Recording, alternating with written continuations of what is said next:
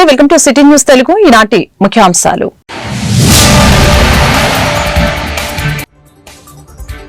నిషేధిత జాబితా నుంచి భూముల తొలగింపుపై రాష్ట్ర ప్రభుత్వం నిఘా, మంత్రుల కమిటీ ఏర్పాటు, కీలక నిర్ణయాలు తీసుకున్న మంత్రి మండలి.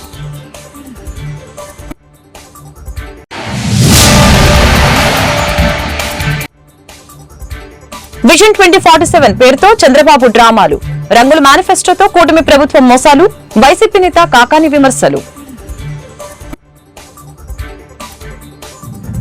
నిషేధిత జాబితా నుంచి అక్రమంగా తొలగించిన భూములపై నిర్ణయం తీసుకునేందుకు మంత్రివర్గ ఉపసంఘం ఏర్పాటుకి కేబినెట్ నిర్ణయించింది.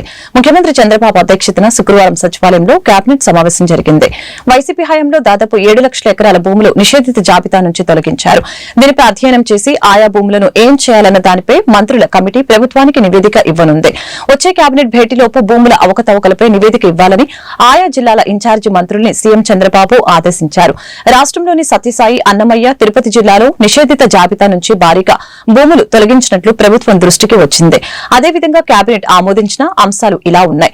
ధాన్యం కొనుగోలుకి 700 కోట్ల రుణం తీసుకోవడం, ఏపీ మార్పిడికి ప్రభుత్వ హామీ ప్రతిపాదన, గ్రామ వార్డు సచివాలయ ఉద్యోగుల క్రమబద్దీకరణ, గ్రామ వార్డు సచివాలయాల్లో ఆర్టీజీఎస్ ఏర్పాటు, తోటపల్లి బ్యారేజ్పై మినీ హైడల్ ప్రాజెక్టుల నిర్మాణాలు, కడప జిల్లా సీకే దిన్నెల్లో 2595 ఎకరాల బదిలీకి స్టాంప్ డ్యూటీ మినహాయింపు, అభ్యంతరం లేని ఆక్రమిత స్థలాల క్రమబద్దీకరణ ప్రతిపాదన, విద్యుత్ సుంకంలో టారిఫ్ల తగ్గింపును మార్చి వరకు పొడిగింపు, 62 నియోజకవర్గాల్లో 63 అన్నా క్యాంటీన్ల ఏర్పాటుకి మంత్రి మండలి ఆమోదం తెలిపింది.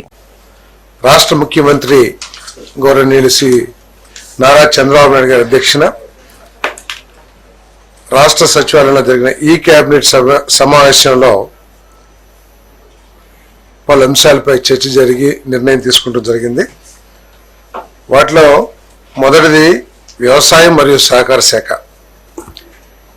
24-25 ఖరీఫ్ ధాన్యం సేకరణ కోసం అవసరమైన నిధుల్ని ఎన్సిడిసి నుంచి అంటే 700 కోట్లు AP state cooperative marketing federation limited అదనపు రుణ సౌకర్యంగా 700 కోట్ల మేర రుణాన్ని పొందేందుకు ప్రభుత్వ హామీని పొడిగించడం మరియు ప్రభుత్వ గ్యారంటీ కమిషన్ను మాఫీ చేయడంతో పాటు ఆ నిధులను AP state civil supplies corporation limited కు బదిలీ చేయడం కోసం చేసిన ప్రతిపాదనకు రాష్ట్ర మంత్రి మండలి ఆమోదం తెలిపింది. ఇదేంటంటే రాష్ట్ర ప్రభుత్వం ప్రతిష్టాత్మకంగా తీసుకున్న ధాన్యం సేకరణ దేశంలో ఎక్కడా లేని విధంగా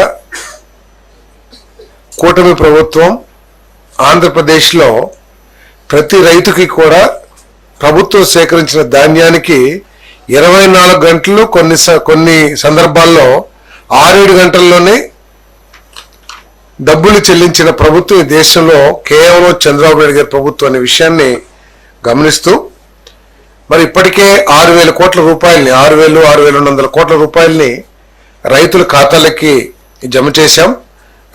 ఎందుకంటే ఈ సీజన్లో 28,83,238 మెట్రిక్ టన్నుల్ని ధాన్యం సేకరించి దాదాపు 4.6 లక్షల రైతుల దగ్గర నుంచి సేకరించి వాళ్ళకి 6,469 కోట్లని చెల్లించడం జరిగింది. ఇంకా కూడా కొంత ప్రొక్యూర్మెంట్ ఉందనే ఉద్దేశంతో ఎక్కడ కూడా రైతు ఇబ్బంది పడకూడదనే ఉద్దేశంతో మరో 700 కోట్ల రూపాయల్ని రుణంగా పొంది దాన్ని AP state civil supplies corporation కి ఇవ్వటం జరుగుతుంది. మిగిలిన ధాన్యాన్ని కూడా కొనడం జరుగుతుందని చెప్పేసి మనం చేస్తామని మరి చర్చ సందర్భంగా ముఖ్యమంత్రి గారు ఈ సీజన్లో ఏదైతే ఈ ధాన్య సేకరణలో ప్రత్యేకంగా మాయిశ్చర్ విషయంలో ఏదైతే సమస్యలు ఎదుర్కొన్నామో వచ్చే సీజన్లో అటువంటి సమస్యలు పునరావృతం కాకుండా ఒక ఫుల్ ప్రూఫ్ మెథడాలజీని మీరు ఎవాల్వ్ చేయాలి అని చెప్పేసి విజన్ 2047 పేరుతో చంద్రబాబు డ్రామాలు ఆడుతున్నారని మాజీ మంత్రి కాకాని గోవర్ధన్ రెడ్డి తెలిపారు. శుక్రవారం ఆయన తాడేపల్లిలోని వైఎస్ఆర్సీపీ కేంద్ర కార్యాలయంలో మీడియాతో మాట్లాడారు. చంద్రబాబుకి ఇలాంటి తొండాట ఆడటం కొత్తేమీ కాదని చెప్పారు. ఎన్నికల ముందు ఇష్టం వచ్చినట్లు హామీలు ఇస్తాడు, అధికారంలోకి వచ్చాక మేనిఫెస్టోను పక్కన పెట్టేస్తాడని మండిపడ్డారు. రంగురంగుల మేనిఫెస్టోలు, కలర్ పేజీల డాక్యుమెంట్లతో జనాన్ని మభ్యపెట్టడం చంద్రబాబుకి వెన్నుతో పెట్టిన విద్య అని చెప్పారు.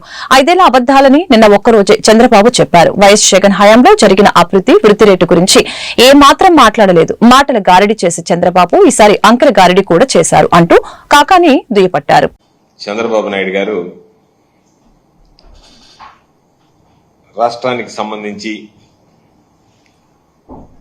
గణాంకాలన్నీ వివరించేటువంటి పనిలో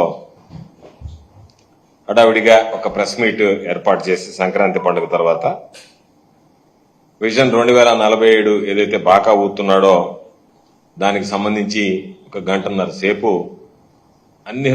ఎన్ని రకాలైనటువంటి అసత్యాలు వల్లించగలడో, అబద్దాలు చెప్పగలమో అన్ని రకాలైనటువంటి అబద్దాలు చెప్పడం జరిగింది.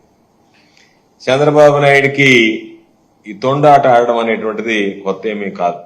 ఇది సాధారణమైనటువంటి విషయం. చంద్రబాబు నాయుడు ఎన్నికలకు ముందు రకరకాలైనటువంటి హామీలు ఇస్తాడు, రంగురంగుల మేనిఫెస్టోలు సృష్టిస్తాడు. వాటిని తీసుకెళ్లి జనంలో ఏ విధంగా ఓట్లు దండుకోవాలనేటువంటి దాని మీద దృష్టి పెట్టి ఓట్లు దండుకుంటాడు. అధికారంలోకి వచ్చిన తర్వాత ప్రజలకి ఏదో ఒక విధంగా మాయమాటలు చెప్పి మభ్యపెట్టి మొండి చేయి చూపించడం అనేటువంటిది చంద్రబాబు నాయుడికి వెనతో పెట్టినటువంటి విద్య. అందుకనే ఈరోజు మరలా తనంత గొప్పవాడు, తనంత మేధావి, ఈ దేశంలో నేడు అనేని డప్పాలు కొట్టుకునేటువంటి కార్యక్రమానికి ఈ సంవత్సరంలో మరలా సంక్రాంతి పండుగ వెళ్లిన ఆయన శ్రీకారం చుట్టాడు. ఈరోజు ఆయనకున్నటువంటి ఒకే ఒక నమ్మకం ఏంటంటే, ఏమి చేసినా ఏమి చేయకపోయినా పర్వాలేదు, చేసిన దాన్ని చేయని దాన్ని కలిపి ఏదో బ్రహ్మాండంగా చేశామని చెప్పుకొని బాగా ఊదుకొని ఏదో తన సొంత మీడియాలో దానికి సంబంధించినటువంటిది విస్తృతంగా ప్రచారం చేసుకుంటే సరిపోతుంది అని చెప్పింది. నిన్న కూడా అనేక రకాలైనటువంటి గణాంకాలు తీశాడు, లెక్కలు వివరించాడు. వాటన్నిటిని వక్రీకరించడం, తారుమారు చేయడం, ఉన్నది లేనట్టుగా లేనిది లేనట్టుగా కొన్ని నంబర్లను కత్తిరించడం, రకరకాలైనటువంటి విన్యాసాలు చేసి దానిలో కూడా ఒక పక్క వైఎస్ఆర్ కాంగ్రెస్ పార్టీ హయాంలో దారి తప్పినటువంటి ఆర్థిక వ్యవస్థని నేను గాడిలో పెడుతున్నాను అని చెప్పి పదే పదే చెప్పడం జరిగింది. దాదాపుగా నాకు అనిపించింది నిన్న ఆయన మీడియా సమావేశం చూసిన తర్వాత చంద్రబాబు నాయుడు 5 సంవత్సరాలకు సరిపడా అబద్దాలు నిన్న ఒక్కరోజే చెప్పేశాడు. వాస్తవాలను వక్రీకరించడం, దాచిపెట్టడం, ఊహాజనితంగా ఏదో లెక్కలు లేనటువంటి రీతిలో ప్రజలను తప్పుదోవ పట్టించడానికి రకరకాలైనటువంటి వల్లి వేయడం జరిగింది. వాటికి సంబంధించి ప్రధానంగా ఏంటి అంటే, చంద్రబాబు నాయుడు గారు నిన్న 2024-2025 ఆర్థిక సంవత్సరానికి సంబంధించి జిఎస్డిపి వృద్ధికి సంబంధించి అడ్వాన్స్ ఎస్టిమేట్స్ గణాంకాలని చంద్రబాబు నాయుడు గారే స్వయంగా వివరించాడు. ఆయన దాంట్లో పూర్తిగా తన మార్కు తెలివితేటలు ఏమేమి ఉన్నాయో అన్ని ప్రయోగించాడు.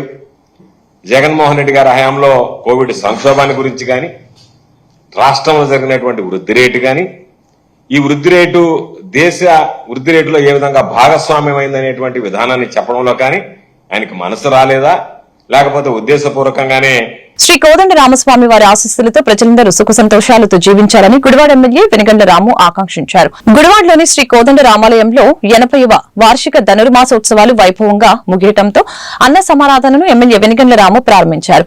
అన్నదాన మహాకుంభానికి ప్రత్యేక పూజలు నిర్వహించి వేద పండితుల ఆశీస్సులు తీసుకున్నారు. గత 80 ఏళ్లుగా దేవస్థానంలో ఎంతో వైభవంగా జరుగుతున్న ధనుర్మాస ఉత్సవాల ముగింపు అన్న సమారాధనలో పాల్గొనడం సంతోషంగా ఉందని తెలియజేశారు. కార్యక్రమంలో శ్రీ కోదండ రామాలయ కమిటీ అధ్యక్షులు డొక్కు రాంబాబు, మున్సిపల్ మాజీ చైర్మన్ లంకదాసరి ప్రసాదరావు, మాజీ ఎంపీపీ గుత్తా చంటి, టీడీపీ నాయకులు కడియాల గణేష్, పట్టణ ప్రముఖులు పాల్గొన్నారు.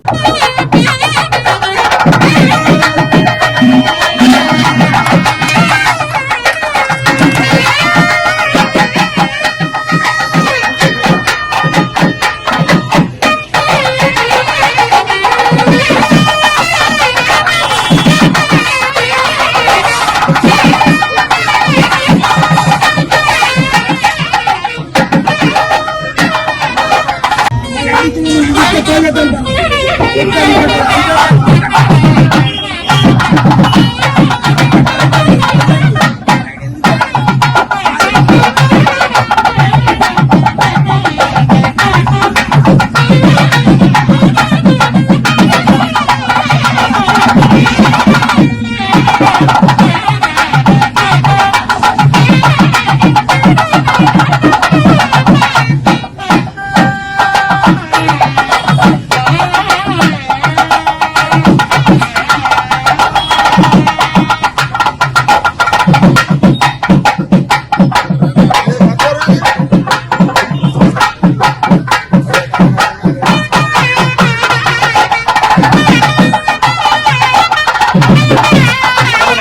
జిల్లా గుడివాడ మెయిన్ రోడ్ లో వేంచేసి ఉన్న శ్రీ విఘ్నేశ్వర స్వామి దేవాలయం నందు సంకటహరి చతుర్దశ నాడు అగ్నిస్వామి వారికి శ్రీ లక్ష్మీ గణపతి హోమం అత్యంత వైభవంగా నిర్వహించారు.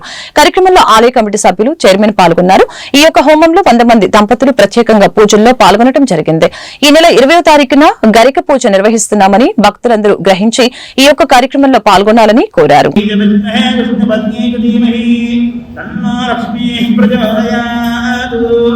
सहस्रपरमादेवी हृतमूलाहृताङ्कुरा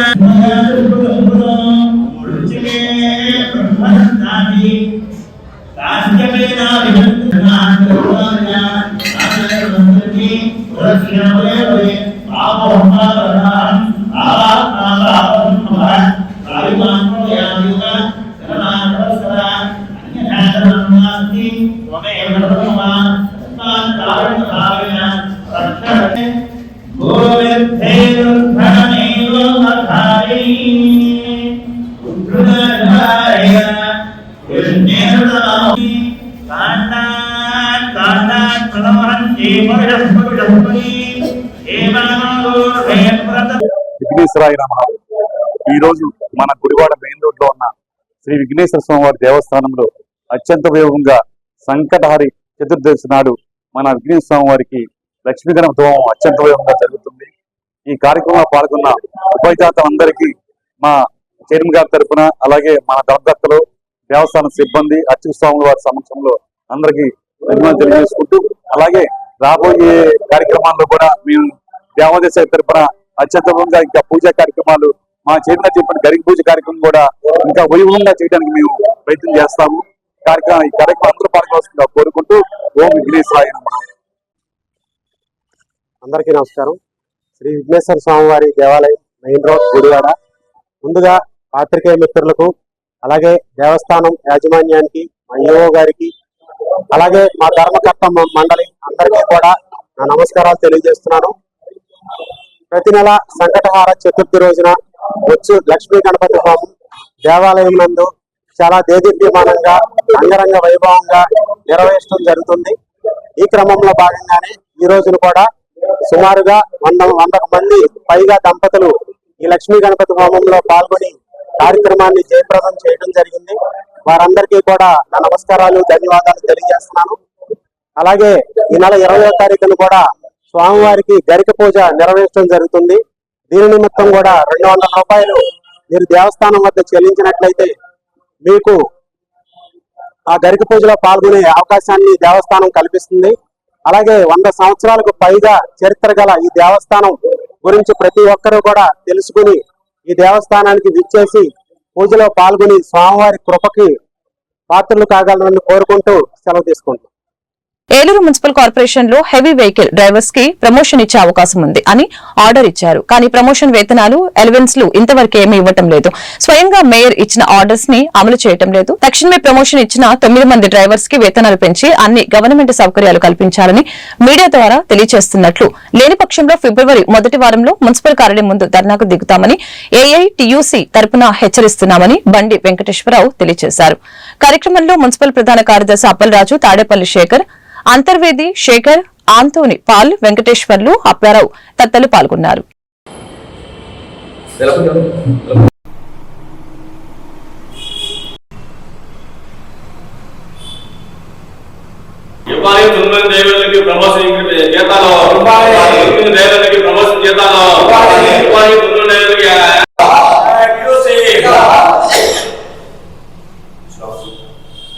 అమలు చేయాలి. ఇంక్రిమెంట్ వెంటనే డ్రైవర్కి వేతనాలు వెంటనే, హెవీ వెహికల్స్ వేతనాలు వెంటనే, డ్రైవర్కి ఎడాప్ట్ ఇంక్రిమెంట్లు, 9 డ్రైవర్కి ప్రమోషన్ జీతాలు, 9 డ్రైవర్కి ప్రమోషన్ జీతాలు, అమలు వైఖరి, అధికారుల ముందు వైఖరి, మున్సిపల్ కమిషనర్ ముందు వైఖరి, మున్సిపల్ కమిషనర్ ముందు వైఖరి, డ్రైవర్ పట్ల మున్సిపల్ కమిషనర్ ముందు వైఖరి.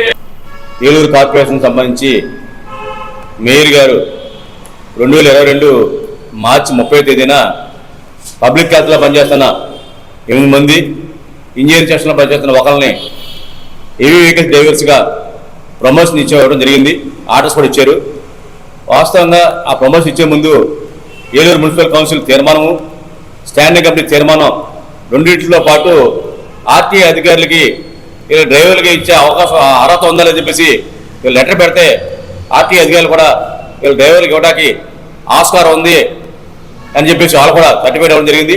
దాన్ని ఆధారం చేసుకునే మేయర్ నూర్జహాన్ పెద్దబాబు గారు, అలాగే హెల్త్ ఆఫీసరు, అలాగే హెల్త్ సూపరింటెండెంట్ అధికారుల సమక్షంలోనే అందరూ కూడా 2022 మార్చి 30న ఆర్డర్స్ ఇవ్వడం జరిగింది. ఇచ్చి ఈనాటికి 2 సంవత్సరాలు 15 మాసాలు అయింది. కానీ ఆర్డర్స్ ఇచ్చారు, కానీ వాళ్ళకి సంబంధించిన ఏదైతే ప్రమోషన్ ఇచ్చారో ప్రమోషన్ వేతనాలు కానీ, యాన్యువల్ ఇంక్రిమెంట్లు కానీ, అడాక్ ఇంక్రిమెంట్లు కానీ ఏం ఇవ్వకుండా సుమారు 9 మందికి లక్షలాది రూపాయలు మున్సిపల్ మేనేజ్మెంట్ వాళ్ళకి అన్యాయం చేసింది, ఇవ్వకుండా ఎక్కొట్టింది. దీని మీద గతం నుంచి 4-5 కమిషనర్లు మారినప్పటికీ వాళ్ళందరికీ యూనియన్ తరఫున, ఏఐడిస్ తరఫున అనేక రిప్రజెంటేషన్లు ఇవ్వడం జరిగింది. వాళ్ళు ఎవరు కూడా ఈ సమస్య పరిష్కారానికి ముందుకు రాలేదు. వాళ్ళకు కూడా ఇచ్చిన ప్లేస్షిప్లో వాళ్ళ డ్రైవర్స్గానే ప్లేస్షిప్ ఇవ్వడం జరుగుతుంది. కానీ ప్లేస్షిప్ అయితే డ్రైవర్స్ ఇస్తారు, కానీ వేతనం పెంచి మాత్రం ప్లేస్షిప్ పోవట్లేదు. వర్కర్స్ వేతనం ఇస్తున్నారు. ఇది సరే. పిహెచ్ వర్కర్స్కి అలాగే ఒక ఇంజనీరింగ్ వర్కర్కి ప్రమోషన్స్ ఇస్తూ డ్రైవర్గా, హెవీ వెహికల్ డ్రైవర్గా ఇస్తూ వాళ్ళకి వేతనాలు కానీ, అలాగే జనరల్ ఇంక్రిమెంట్ కానీ, అడాక్ ఇంక్రిమెంట్ ఇవ్వకుండా వెట్టి చాకరీ చేస్తుంది మున్సిపల్ మేనేజ్మెంట్. అలాగే ఈ యొక్క లైసెన్స్ జెన్యువనా కాదని చెప్పేసి ఆర్టీఓ గారికి 2 టైమ్స్ పంపించారు. ఆ 2 టైమ్స్ కూడా ఆర్టీఓ గారు జెన్యువన్ ఇస్తూ ఫౌండ్ జెన్యువన్ అంటే రుజువే కాదు కరెక్టా అని చెప్పేసి చక్కగా ఇచ్చింది కూడా దాన్ని పరిచయం పెట్టారు.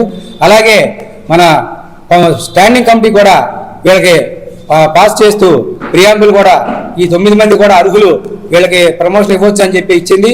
అలాగే మన మేయర్ గారు ఇచ్చిన దాంట్లో కూడా ఏదైతే మన ప్రియాంబుల్ ఉందో ఆ ప్రియాంబుల్ ప్రకారంగా తూచా తప్పకుండా వాళ్ళకి ఖచ్చితంగా ఇచ్చి తీరాలని చెప్పేసి ఈ 9 మంది ఉన్న కార్పొరేషన్లో సీనియర్స్ కాపీ ఇవ్వాలని చెప్పి వాళ్ళు ఇచ్చారు. అయినప్పటికీ ఈ మున్సిపల్ మేనేజ్మెంట్ పక్కన పెడుతూ వీళ్ళకి లక్షలాది రూపాయలు, కనీసం వీళ్ళ తోటి డ్రైవర్కి వీళ్ళకి 20,000, 25,000 పైన నెలకి లాస్ అవుతున్నారు. జీతం పరంగా వర్కర్ జీతం ఇస్తున్నారు, డ్రైవర్ పని చేయించుకున్నారు. ఆ డ్రైవర్ పే స్లిప్ కూడా CFMSలో పంపించిన పే స్లిప్ కూడా హెవీ వెహికల్ డ్రైవర్గా ఇస్తూ పే స్లిప్లు ఇస్తూ వర్కర్ జీతం ఇస్తున్న చాలా అన్యాయం. కాబట్టి ఇప్పటికైనా మన మున్సిపల్ మేనేజ్మెంట్ స్పందించి, అలాగే మేయర్ గారు కానివ్వండి, కమిషనర్ గారు కానివ్వండి, అలాగే మన కార్పొరేటర్ కానీ అందరికీ వీళ్ళ ప్రమోషన్ ఖచ్చితంగా ఇచ్చి, ఎప్పుడైతే మనకి వీళ్ళకి 30 మార్చి 22 ఇచ్చారో ఏప్రిల్ 1 నుంచి 2022. ఏలూరు జిల్లా కామవరపుకోట మండలం అంకాలమ్మపాడు గ్రామంలో తల్లిపై కత్తిపీటతో దాడి చేసిన కొడుకు. ఆస్తి తగాదాల నేపథ్యంలో తల్లిపై కత్తిపీటతో దాడి చేసిన కొడుకు గారపాటి హరిబాబు. తీవ్ర గాయాలు పాలైన తల్లి బలుసు సీతను ఏలూరు ప్రభుత్వ ఆసుపత్రికి తరలించారు. మెరుగైన వైద్యం కోసం ప్రైవేట్ ఆసుపత్రికి తరలించారు.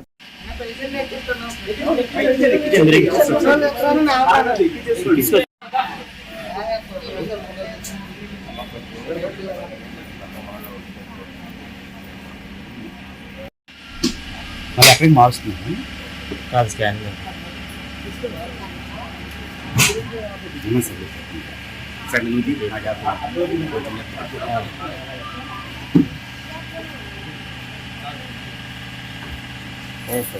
ఎదురుగా పెడతావు.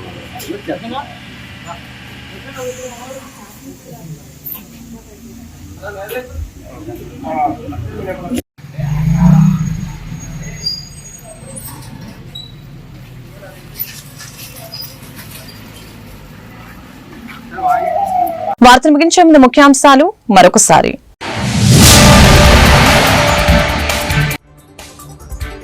నిషేధిత జాబితా నుంచి భూముల తొలగింపుపై రాష్ట్ర ప్రభుత్వం నిఘా. మంత్రుల కమిటీ ఏర్పాటు, కీలక నిర్ణయాలు తీసుకున్న మంత్రి మండలి.